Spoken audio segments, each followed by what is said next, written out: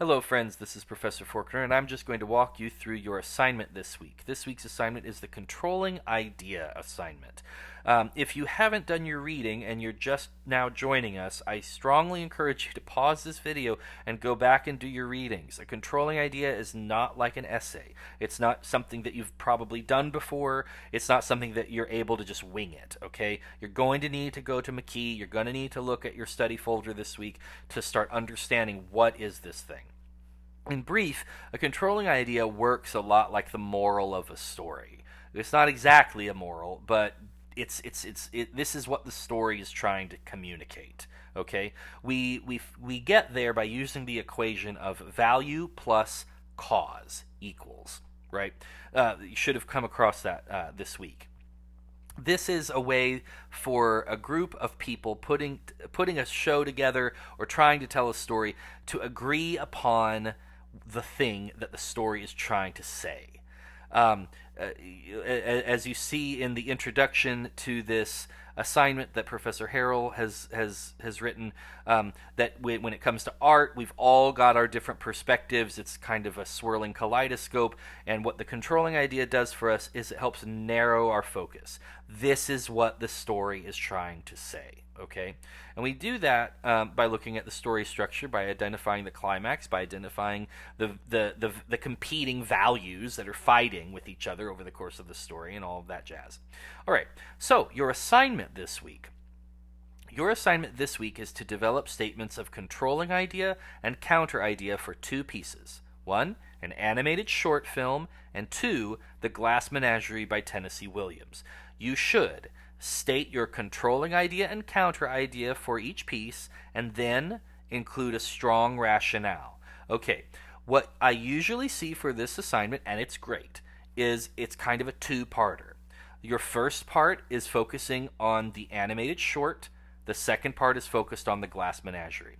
For your animated short, a lot of folks tend to, some people will ask, can I do a full length? And I grudgingly say yes. A lot of folks want to do Pixar movies or Moana or Frozen or Finding Nemo, full-length movies.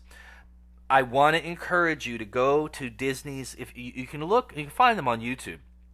Go to Disney's back catalog of classic shorts that are 5 to 10 minutes long. The Grasshopper and the Ants, Peter and the Wolf, The Little Red Hen, The Flowers and the Trees. Go back to these stories because they're very simple, and you will be able to watch them again quickly.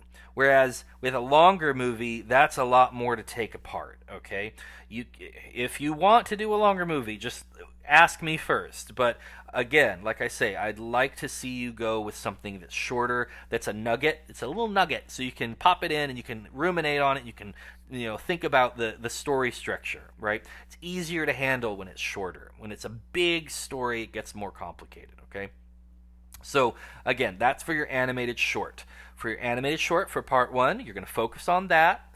You're going to give me your controlling idea and counter idea for the animated short, and then you're going to include a strong rationale for why you came up with the controlling and counter ideas for your animated shorts. All right? Now, that's part one. Part two is going to be the same thing, only now you're using a play, a full-length play, The Glass Menagerie. The one difference with part two, when you're talking about the Glass Menagerie, is you must also include you must share three thematic elements. You should state the element in a phrase or a sentence, not as just a single word. So state the element as a phrase or a sentence, and then offer a brief explanation. The explanation can be a single, concise sentence, so long as it is clear and makes sense, and makes the case, makes sense. This paper is not long. Part one, for your animated, where you cite your controlling and counter idea and your rationale, should be one beefy paragraph. Okay? So all that stuff can go into one paragraph. Same with Glass Menagerie. Give me in one paragraph your controlling and counter idea and your rationale for both, but A third paragraph is going to be where you give me your thematic elements that are in the Glass Menagerie and your rationale behind those. Okay? So that's 3 paragraphs. All right? This doesn't have to be terribly long. However, if it's only 3 sentences long, we're in trouble. All right.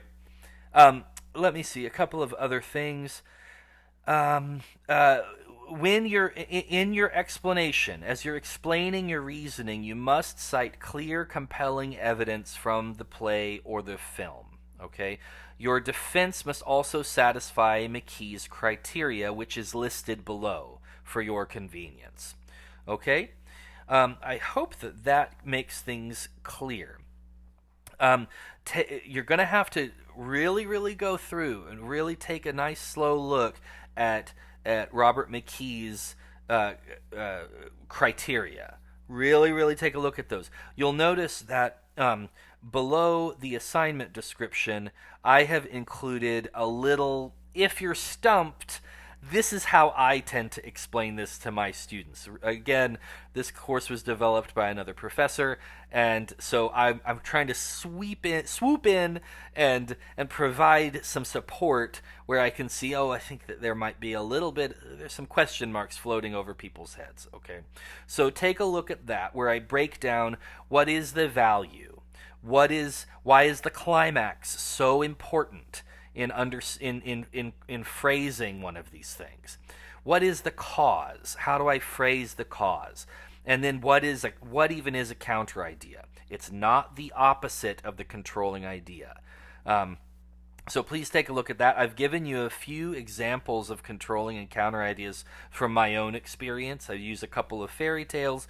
I use Arsenic and Old Lace, and then I use The Heiress, which I just finished directing this past spring. All right. And the wonderful thing about this is that you can do it with anything. I think I mentioned there at the bottom, you can do it with Shrek Jr., Into the Woods, Freaky Friday, Mary Poppins Jr., anything. And what this will do is, instead of you looking at your play and thinking, this is just a dumb play, it doesn't say anything. It forces you to have to see, what is the message? What's the story that's being told here? It's not. I encourage all of my my students, particularly students of faith, to understand that you're going into a business where people are writing stories because they want to convey a message, right? It's one thing to just sit there as just a normal person in the audience and just say, well, wasn't that a nice story? It's another thing to be a storyteller and to appreciate the ways in which we tell our stories, the ways in which we communicate a moral message. Most everything that you watch nowadays has a moral message attached to it, whether you realize it or not. And so what we're trying to do here is we're trying to get you to engage with the process. This is one of the ways that a moral message or a meaning can be placed into something as seemingly as silly as Shrek Jr. There is a message in Shrek Jr., I promise. I've seen it twice. I saw the original in New York. And it's the same thing, just shorter. All right? So I hope that helps you. If you have any questions, please let me know. And I think I'll end that there. All right. Thanks, everybody, and I'm looking forward to... one last thing, is that when you go into your discussion boards this week, we're going to continue with this idea of the controlling and the counter idea. Please, we're a very loving group. I can see how much we love each other, love, which is wonderful. But what I want to make sure is that we're not just... as much as we want to pet each other, I want to make sure that the discussion boards are meant to simulate an in-class discussion. So if you wouldn't say, I just love you, I love you so much, in class, that might not be the discussion board may not be the perfect place to do that as well. So what I'm trying to say here then is really engage with the ideas that your classmates are putting forward. All right?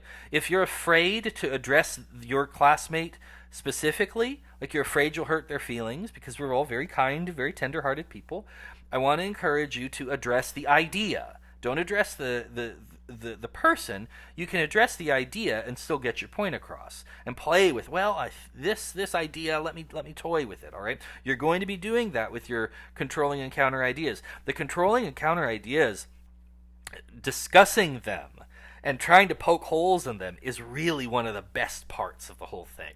This is the part where I would go out with my theater friends, and we'd go to Starbucks and sit down and we would talk about this stuff. Well, I think it's this. Well, I think the message is this, and what are the values at play here? So the more rambunctious that you get with each other, the more gold that you can mine out of this. All right, I'm going to be keeping a close eye on this week, just to guide y'all in the direction you need to go. But do take a real close look at the examples that I've given you, so that you understand how to phrase it. Take another look at your Robert McKee readings, and you should be good to go. All right. Thanks, everybody, and I'll see you in your posts.